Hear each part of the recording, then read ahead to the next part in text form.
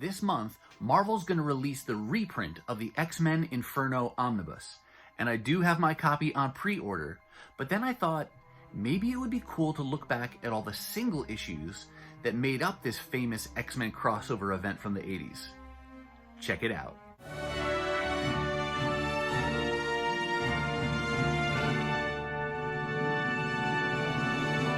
Hey everyone, and welcome back to the channel. My name is Chris, and this is Northgarden Comics.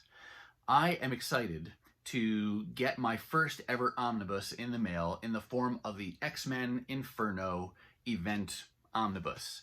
Yes, you might say, if you've watched any of my videos, I do have some oversized hardcovers back there in the form of the Transformers IDW collection, but technically they're not omnibus. So Inferno is the first one that I ever pre-ordered because I had to order it, I don't even know how many months ago, but there's a lot longer pre-order time on those than there are for, some other single issues, for example. But that's still my first, so I'm looking forward to getting that. And I've really begun to appreciate the format of the oversized hardcover and the omnibus. I like that oversized artwork. I love those nice premium pages that you get, and I like that it's a collected edition. For some of these events that would span multiple titles and issues, it's a nice way to be able to have a consolidated story all between two covers where you can read the whole event start to finish and not worry about having to hunt down individual issues. I'll also say that I'm looking forward to this one because it really kind of marks a milestone in my comic collecting life. I got into comic collecting right at the beginning of high school, say, and this event was 1988, 89, and so I was a sophomore in high school. I was just really starting to get into the X-Men. I was beginning to dive into X-Factor, was just starting to get into the Uncanny XMen, and I was also reading Excalibur and, other things like that. So this really is a kind of a nice nostalgic mile marker for me that flashes me back to when I was really starting to heavily get into some more of these comic titles.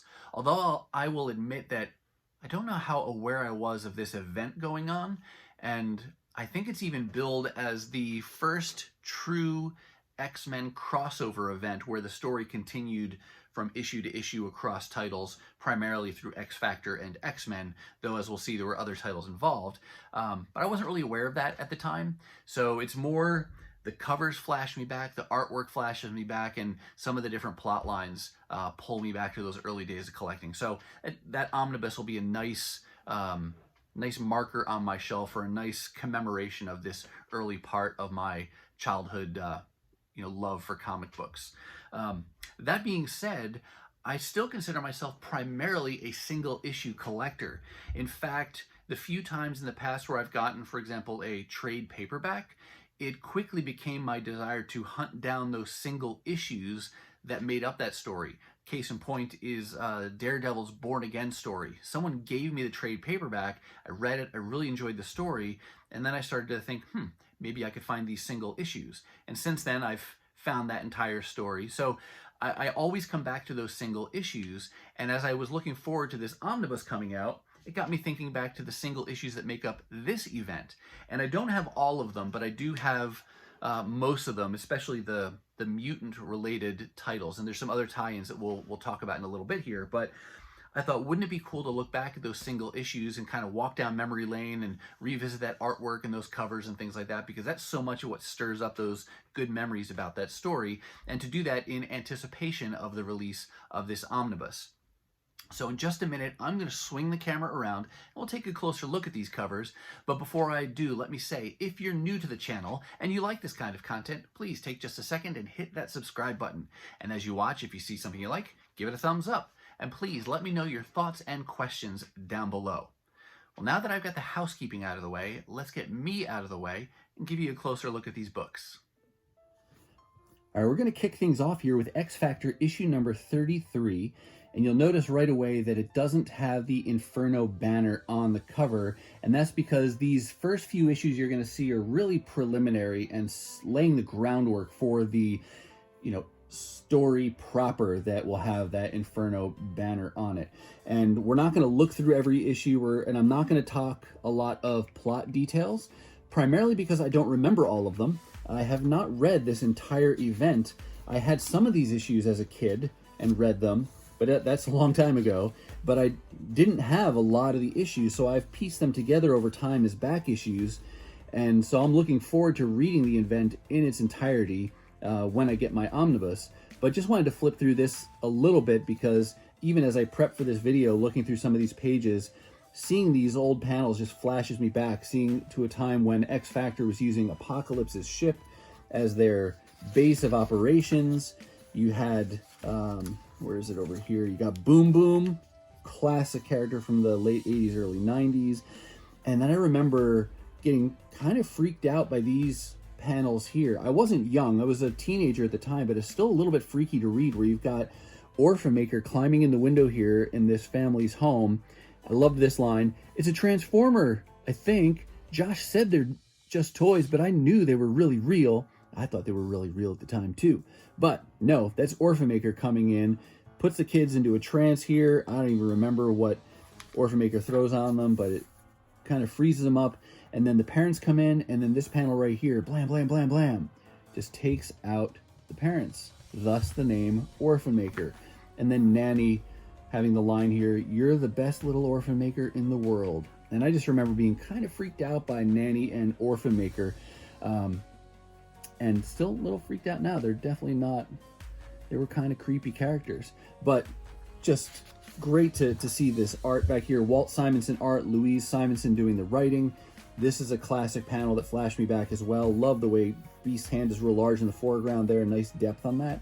But I'm really looking forward to reading this story in its entirety. So we won't do this on every book, but like I said, just wanted to flash back to some of those pages there. And primarily in this video, we'll be looking at the covers and the art, and just seeing the stories that are collected together here. Angel, I think referred to as, not the Angel of Death specifically, but I think he was called Dark Angel at the time. I did read that over the course of this event, it's when, I believe it was Beast that renamed him from Dark Angel to Archangel. Thought that was a better name for him. So never knew that little tidbit of information. Next we go over here to Exterminators, and I do have these laid out according to one online reading order. I say according to one because I looked at a few and they don't all match exactly. So it'll be interesting to see how the omnibus lays out those table of contents, I presume in a reading order. So we'll see what that is. So you can look online too if you want to read the whole event through single issues to see what the recommended reading orders are. But this is a 4-part miniseries. I did not have any of these issues when they came out. I have only put these together as back issues through dollar bins and things like that over time. Then we come back to XFactor, another cool cover with Angel and Cameron Hodge there fighting on the cover. Back over to Exterminators. And this 4-part limited series came out of the pages of XFactor. There were some young mutants that were hanging with XFactor at the time, and then it starts to bridge over into the plot line that flows through New Mutants after this ends. Now here we've got our first hints at Inferno, the main story, in the pages of Uncanny X-Men number 239. And this was done at the time by Chris Claremont and Mark Silvestri. And this is the first, I mean, you got freaky stuff here. Look, elevators turning into monsters. And, oh yeah, look at that. Family getting on the elevator here. Oblivious janitor just doing his job. The doors close, it turns into a demon, and then you see the blood coming out. So definitely there was a serious element to this, or definitely a little bit, the stakes are high in this event. But this is the prologue, and we start to, focus in on Mr. Sinister and what he's doing.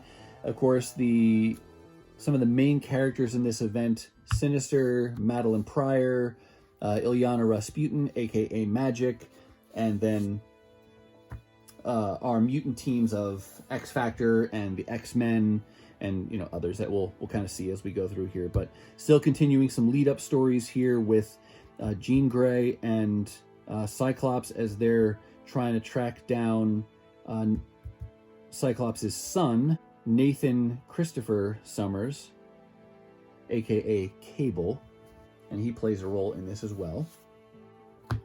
And there's the first X-Factor with the actual banner on it. And I remember when artists would do this on the cover, or when Marvel would do this on the cover, you get the cover art, but then they have it interfere with some of the main kind of print things, whether that be the title or in this case the corner box art. I thought that was kind of cool when it has it blasting out like that. Back over to X-Men. This is number 240. Yeah, and here's some of the other characters. Of course, we've mentioned Mr. Sinister, the Goblin Queen, who is Madeline Pryor, is what she becomes, the Marauders in this issue, and then this guy here, not exactly sure how to pronounce his name. Looks like Nestir. I've seen online where people pronounce it Nastir, which seems fitting for a demon. But some more of the characters that are involved in this story. And again, this is, you've got Chris Claremont writing, you've got Mark Silvestri drawing. Here's another thing I'll point out as to what draws me to an omnibus format for some of these books, especially from the 80s. I have many comics, I would say, that are like this, where the newspaper print is such that you, and I don't know how well it comes through on the video, but it starts to get darker. You get some of that ink transfer from page to page. This isn't the best example. Maybe I'll find another one where it shows a little bit more, but it does start to muddy up the artwork a little bit, and the colors get darkened, and they're not as vibrant.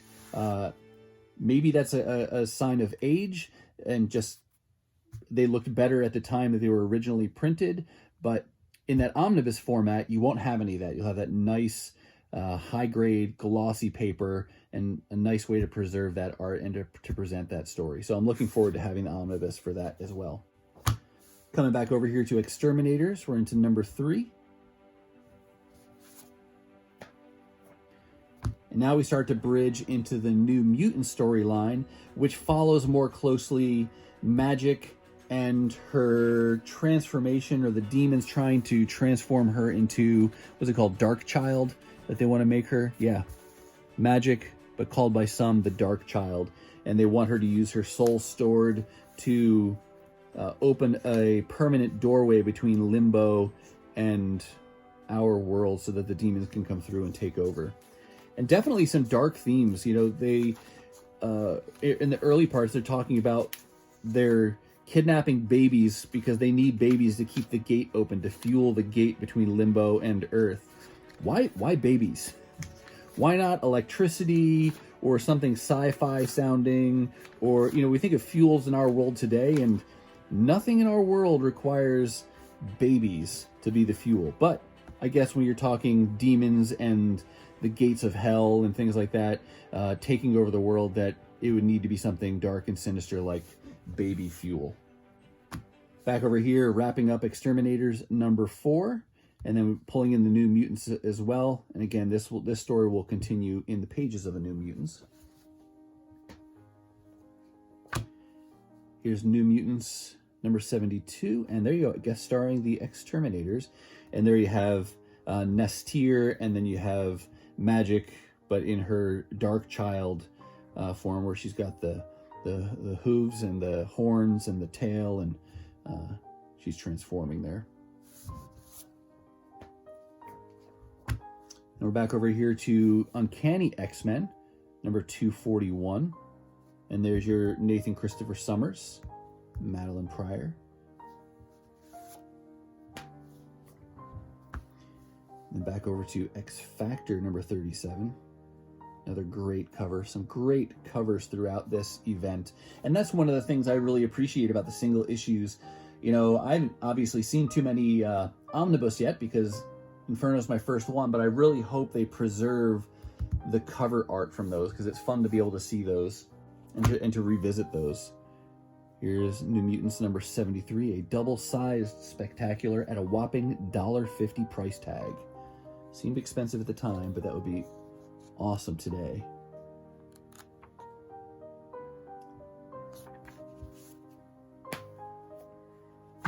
Back over to Uncanny X-Men.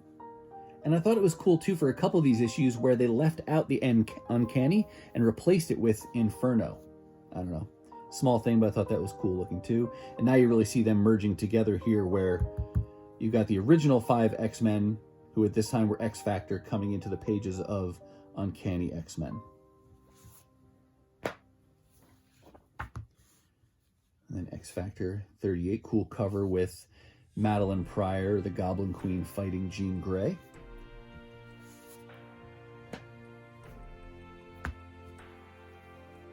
And then back to Uncanny X-Men 243.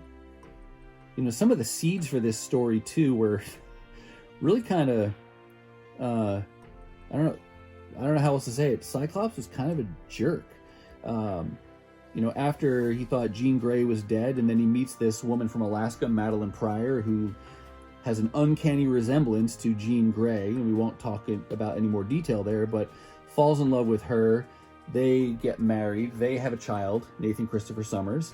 And then when he finds out Jean Grey's alive, he up and leaves her and his son and goes back to X-Factor. And so not one of Cyclops' better moments. That's a cool cover there too. This is a little miswrapped.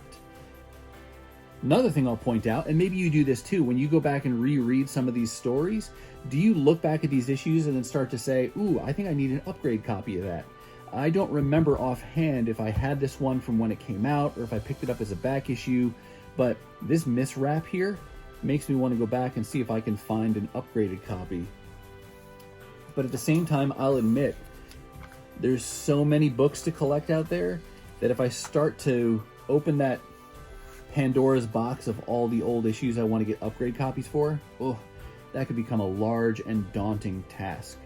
But we'll see. Maybe I'll take it a bite at a time, and maybe a title or a certain chunk of a title, and say, as I can find them in dollar bins, maybe I'll get upgrade copies. Because most of these issues that I'm showing you today, you can find inexpensively. And by inexpensively, I mean, you know, maybe 50 cents, but definitely $1, $2 for a lot of these issues that you're seeing. And then back here to X-Factor number 40. And this is really where it wraps up. You see the Inferno banner has been dropped again, but this is kind of a summary of the story and the aftermath of that story. So that wraps up the main event, or the books that cover the main event in the pages of X-Factor, X-Men, and then a little bit in New Mutants and that mini-series or limited series Exterminators. But there are some other tie-in issues that made this crossover event even bigger. And from what I've read and what I've seen, they don't seem to be essential reading, but they do show how the that Hell on Earth and the demons taking over New York City, things like that, how that event spilled into the pages of other significant titles at the time. So let's take a look at the ones that I have from that part of the event. First up, we did dip into Excalibur for a couple of issues, and I'll say these are not in reading order. I've pulled these out. If you had wanted a true reading order, these issues I'm showing you now would be interspersed with those X-Factor, X-Men, and other issues that you've already seen. But at this time, this is still early on in X-Factor, so this is Alan Davis who's doing the work here for Excalibur, and Chris Claremont is writing. But what's cool about these Excaliburs is this isn't a wraparound, but it is a double-sided cover.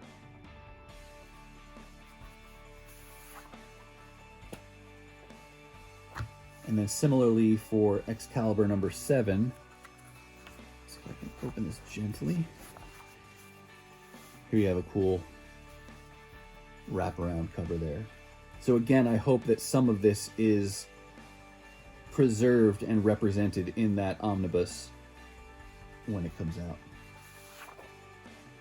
The event did cross over into the Avengers title as well at the time in issues 298, 299, and then 300. And those are three that I still need to get at some point, and I may still try to get the single issues. We'll see how I enjoy the story in the pages of the omnibus first, though, and then I'll make my determination. And then it also crossed over into the pages of Fantastic Four in issues 322, 323, and 324. And I think there's a story there where I think because of his exposure to the demons, Human Torch is unable to turn off his powers, I think is the problem that he encounters there. And then a few more issues that I don't have. This event crossover into the pages of Amazing Spider-Man in issues 311, 312, and 313. And these may be harder single issues to get, not because of the Inferno tie-in, but because this was part of Todd McFarlane's run on the book. And those are in high demand now, maybe always. So if I can find them cheap, maybe I'll grab those as well, just because I loved Todd McFarlane at this time as well. But I'll keep my eyes peeled for those. And then another Spider-Man title, actually two more Spider-Man titles that were involved in this event. First is Spectacular Spider-Man, and that was covered in issues 146, 147, and 148. And then also Web of Spider-Man, issues 47 and 48. And then we come over to another favorite book of mine, Daredevil, Volume 1. This was during the time when John Romita Jr. was drawing, Ann Nocenti was writing. And I've been working on these issues because of the Ann Nocenti run, as well as the John Romita Jr. run, and because it's Daredevil. So I have multiple reasons for getting these issues, but I had these as well. And this is another example maybe where you can see some of that, the artwork is not super well represented anymore. It's not preserved well because it's been either the age of the paper. I don't think it's just a matter of the pages getting darker, because it's not like you're browning. You got the black rub off of ink transfer. So again, I think that high glossy paper will be a nice way to present this art from these stories. You got Black Widow there, that's cool. But Inferno crossed over into Daredevil in issue 262, 263,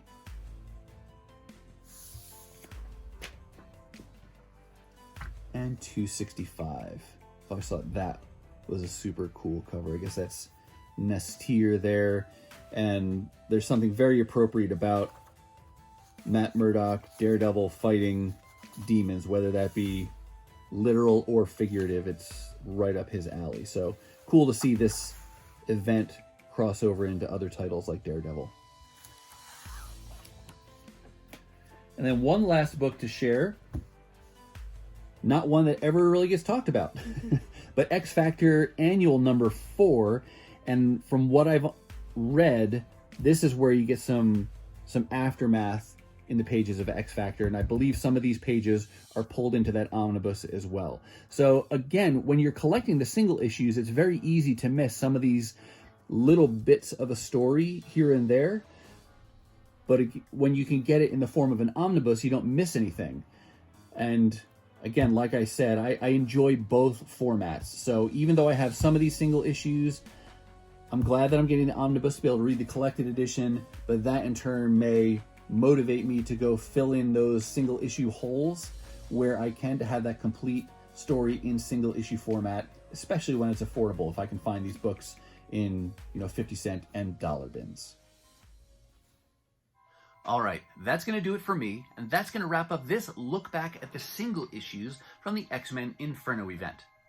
What about you? Have you read this event? Did you collect it and read it when it came out back in the 80s? Or have you collected it since then as back issues and read it?